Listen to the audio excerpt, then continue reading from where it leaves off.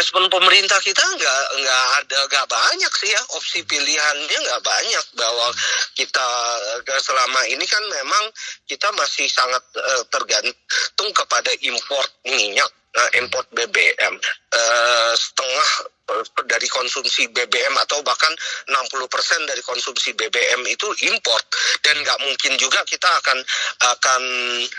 menghasilkan di dalam negeri karena memang kita udah nggak punya lagi minyak sekarang ini kan.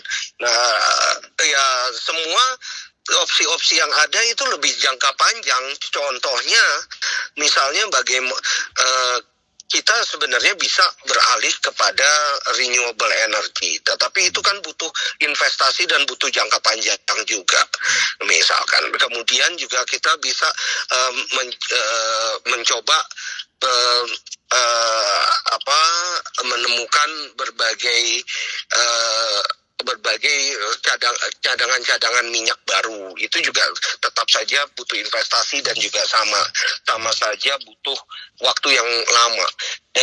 Kalau dari sisi mungkin yang bisa dilakukan adalah tetap menjaga bagaimana ini tidak terlalu berimbas kepada logistik dunia. Ya, logistik dunia ini kan sangat penting sekali buat ekspor kita juga. Dan memang kejadiannya ada di dekat Selat Hormuz sana di Middle East. Tetapi kalau itu menjadi choke point, semua yang 24 titik itu termasuk di Selat Malaka itu akan menjadi sangat terpengaruh. Ya, dan kita tahu Selat Malaka ini salah satu poin utama juga buat kita mendorong ekspor. Jadi itu mungkin yang bisa kita lakukan, kita secara aktif menjaga agar berbagai choke points di dalam logistik dunia, di dalam jalur perdagangan dunia itu masih bisa tetap terjaga.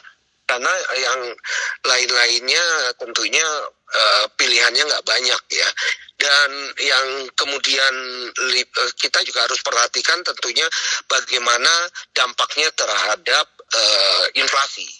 Inflasi ini tadi saya sebutkan juga bahwa akan meningkat karena kenaikan harga minyak ataupun juga disrupsi di dalam supply chain.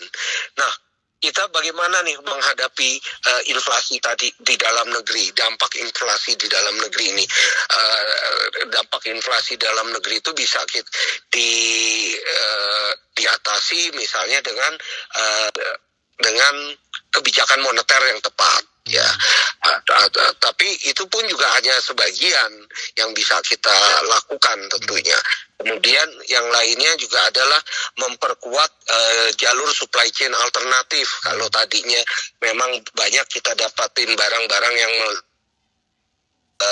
tergantung dari kita harus cari alternatif impornya ya, supaya kita bisa, atau alternatif produksi yang lainnya supaya kita bisa tetap menjaga kestabilan, paling nggak kestabilan cadangan dan juga